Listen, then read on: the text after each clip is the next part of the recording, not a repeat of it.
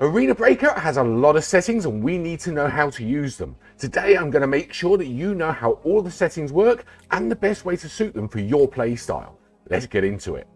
So we're going to start under the basic settings, and first we have the aim assist setting. This is a feature that will help you lock on and track targets. You can see the pull in the video here, and I assure you I'm not moving it myself. Aim assist can be problematic though. If there are multiple enemies close together, it will sometimes pull you away from your main target, and it can make headshots a lot more tricky as it tries to pull your aim more to the torso. The ADS mode option sets how the ADS button is going to react to your touch. The tapping it will turn on the ADS and keep it there just when one tap. Hold will only keep the ADS on while you're holding down the button, and mixed will kind of do both. For example, with mixed, if you only tap it, it will lock, but if you hold and let go, it will stop when you let go. Camera rotation while ADS allows the ADS button to also rotate the camera when you're moving it with your finger. Doesn't seem to currently work on the fixed control mode, which may or may not be a bug. The camera rotation with left fire button does the same sort of thing as that ADS button, except while you're firing you're going to be able to change the direction. Both of these settings could be very useful for thumb players, to be honest. The beginner settings here help with prompts when certain events need your attention. Health and status will give you a warning when your health is low or you have a debuff. The treatment tutorial will give you a warning when a certain treatment is required, and the reloading tutorial will warn you when you're around half the magazine or if your magazine is empty. Unfortunately, or fortunately, all three of these will actually be disabled regardless of this setting when you reach a higher level. Here we have the notification settings. These will warn you when these events happen with a vibration alert. Can be a little annoying, so personally I prefer these to be off. The tap to reload setting will make it faster to refill your magazines from the inventory. With this disabled, you will need to confirm the refill mag action at the bottom left. While it's enabled, no confirmation is necessary, it will just reload the magazine. Here we have the auto recommend medicine option. This will always place the best medicine to use on the items button, so you don't have to go looking for it. It'll only place the meds that you have in your rig though. Unfortunately, painkillers don't seem to get the priority they deserve, but you always painkiller before a fight, don't you? Right? Yes. The quick throw option here will allow you to instantly throw a grenade when you tap either the grenade icon on the items bar, or you can have a separate button. Obviously, you can also disable it completely. With it enabled, the use grenade will only throw in the direction that you are facing when the throw actually happens. So you will have to swap from your weapon to the grenade, then it throws. You can't actually cook a grenade when you're using this as well, which makes it a little annoying. Personally, I prefer to have the separate button. Just don't put it anywhere you're going to accidentally hit it. The drag to move item here does exactly as you would expect. You can drag items down the screen to move them instead of having to click and click and click and click. Unfortunately, I find misdragging is quite easy to do when you're in the middle of the match and you'll move your guns around. It can be quite annoying, so I tend to prefer this off. The sprint mode options here will give you the option of either having a separate sprint button as a toggle or just by moving the joystick up high enough to engage sprinting. Either one is good. With the double tap to sprint option enabled, you can double tap the joystick to engage sprinting. Note that this doesn't actually remove the previous option, they're still available as well. The sprint camera shake here option will change the amount of shake, the head bob if you like, while you're moving. Adds a bit of realism. I kind of find it distracting, so I put it to low. Another setting a lot like that is the HUD shake or HUD vibrate. It's a bit of a realism that just actually makes the HUD move a little bit when you're running, jumping, or when explosions go off. It's not really noticeable until things go boom. I kind of prefer it off. The close backpack when hit option can be both a blessing and a curse, however you decide to use it. In most cases, it's going to save your butt. However, when you're trying to get ammo or another gun from a backpack and you get hit, it's going to close the backpack and you're not going to get the gun. Either way, on is probably going to be better for you here. This section here, we can choose the blood and hit effects that we have in the game. The hit taken effect indicator can be changed from a sort of orangey color to a red color when you're getting hit by something. It's not really a notable color change, but if you really hate red, you can change it here. The debuff effect shows when you're bleeding. You can have a little red outline as you can see on the right here, or you can have it completely black as you can see on the left. And the red hit landed indicator is the blood effect when you actually hit somebody. In Season 1 we had the green effect, but you now have the option to have a red effect if you want it. For the gyroscope players, we have the gyroscope options here, which will decide when it actually becomes active. You can decide to have it always on if you're totally and utterly insane, or just when you're ADS, totally up to you. Along with that, we also have the invert X and invert Y axis. The X is the horizontal, the Y is the vertical. Seems odd to actually invert this, but I don't judge. Camera rotation while peeking will allow the peek button to actually rotate the camera, just like the ADS rotation button. Can again be very, very useful for thumbs only players. With the auto ADS while peeking, you will always ADS when you hit the peek button. Personally, I actually quite like this, but I've seen different players play it with different ways. Up to you. The peek mode is just like the ADS mode option. It decides whether you tap, hold, or have a mixed. Again, totally up to you. At the bottom of the basic settings, we have the option to delete your account if you want to. Why would you? But the option is there. And next to that, we have the account management screen.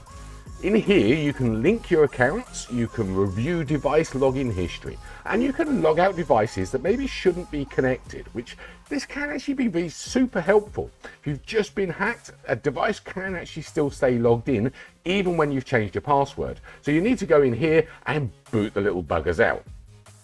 In the permission screen here, you can change your app permissions, microphone, contact, all that sort of thing. It will pop off to the actual device settings, but it's a nice little shortcut to get there. The customer services option, these guys can be contacted. There's also an FAQ, you can raise tickets, everything here. I've actually found the support quite useful, so it's well worth using if you need to. Next to this, we have the repair function. Here, if you're having a problem with the game, it might be worth tapping on this and just repairing some things and seeing if it solves the problem for you. And now we have the unstuck option. There's not many places that you can actually get stuck, but it can happen. You can't get out of an area trapped between the sandbags or something. Hit this button and it'll pop you a little bit to the left or right and get you out of trouble. It shouldn't actually work unless you're really stuck, but hey, who knows? And here we have the log out button. You want to log out?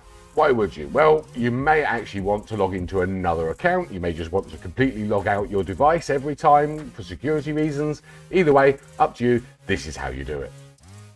Now we move on to the control settings. This is how you can choose how the screen was going to react to your touch.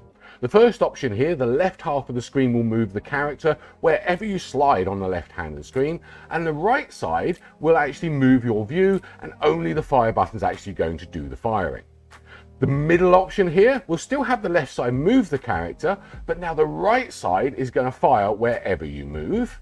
And the final option will make the movement joystick the only way to move the character and the fire button the only way to fire the weapon. Absolutely everywhere else will change your view. The actual HUD itself can be entered and adjusted here. This will take a very long time to go through, so I've actually got a separate video which explains what all these buttons do.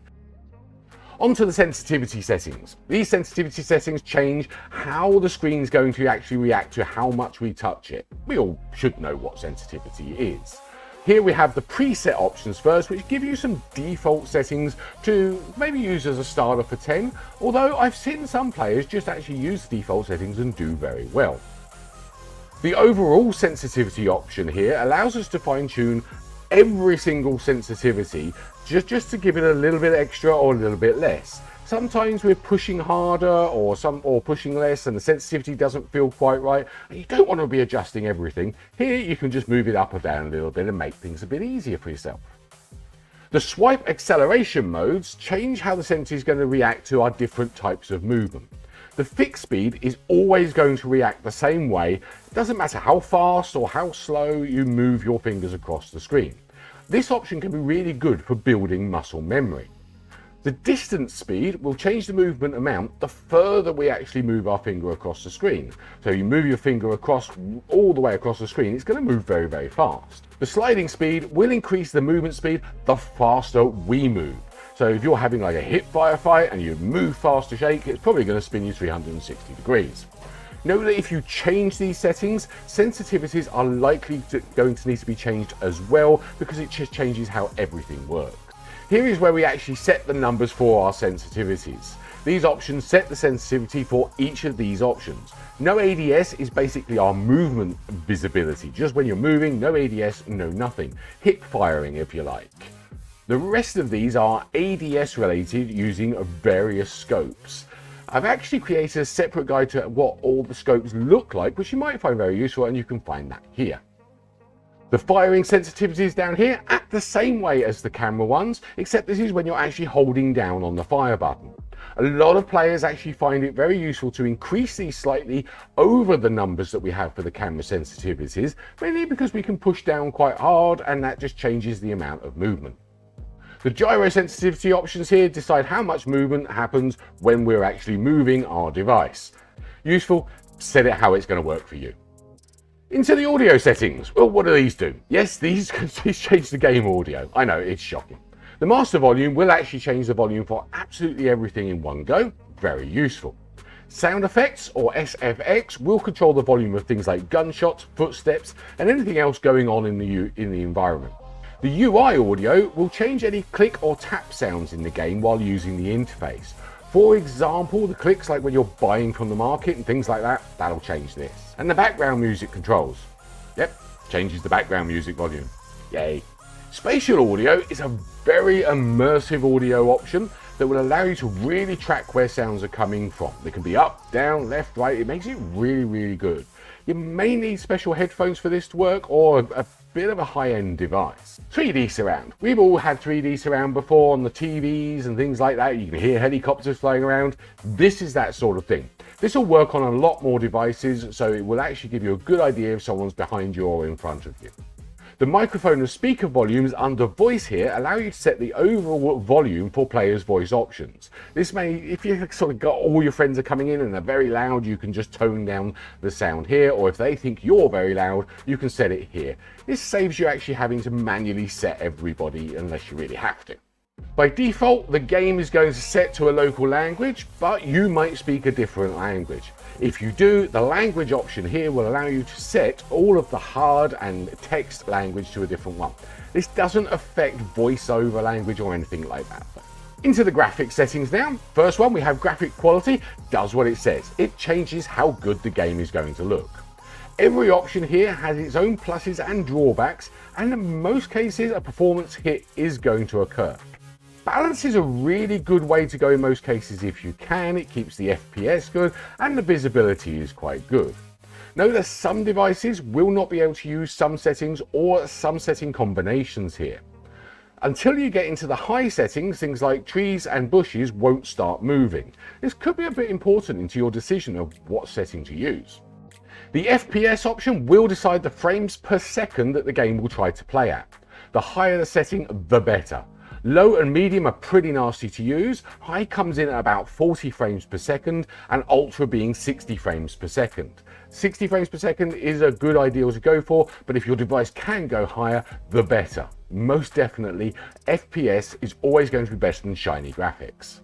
The graphic styles here will let you change the saturation and contrast of the environment. There are 4 presets here which you can see. Choose the one you like the most. I actually found that gorgeous makes enemies a lot easier to see, probably a good way to go.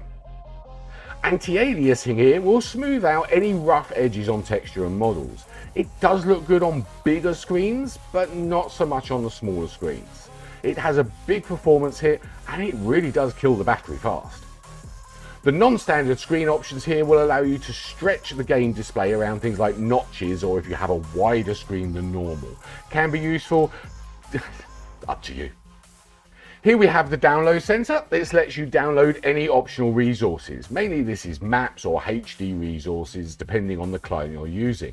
If you have the space, I'd recommend downloading everything. It's better than sitting in a lobby and having your teammates wait for you to download. If you're ever seeing map issues like texture issues or models not loading, there's a repair function down here which could actually solve the problem for you. Into the privacy settings, this will allow you to set what other players can see and allow you to manage any personal information you have on the game. The personal info window will let you change your nickname, view your profile, request a change or deletion of your personal information. The privacy permissions window is just like the one we saw earlier. It lets you edit the device permissions. Of course, again, it will pop off to your actual device setting. The display battle record will give you an option to hide your match history. Having a really bad week? You might want to switch this on to stop your friends laughing at you. The dark zone rating and the option to hide it here will still list you in leaderboards, but it will list you as an anonymous player. It won't actually keep your name there. So if you actually want to have your name because you're doing really well, you're going to want to actually not hide this. The personal information visible to others option looks really scary, but really it just seems to show or hide the trophy room. The hide login history option here allows you to hide where you log in from, be it Facebook, Google, Apple, or anything else. Allow recommended to other players will show or hide you in the recent activity in the friends list. So if you don't want random friend requests, you're going to want to hit this one. The online status button at the bottom here is a bit like a streamer mode, and it's got a limit of how many times you can use it in a week. Still, if you want to hide from a gruesome teammate, you might want to switch this on for a bit. And lastly, we have here the network diagnostics. This will mostly be likely for useful to support if you're having network problems, but you can have a look at it yourself. Network latency is the general network. It doesn't really seem to work very well. I always get a mega high latency, even though I actually have really good ping.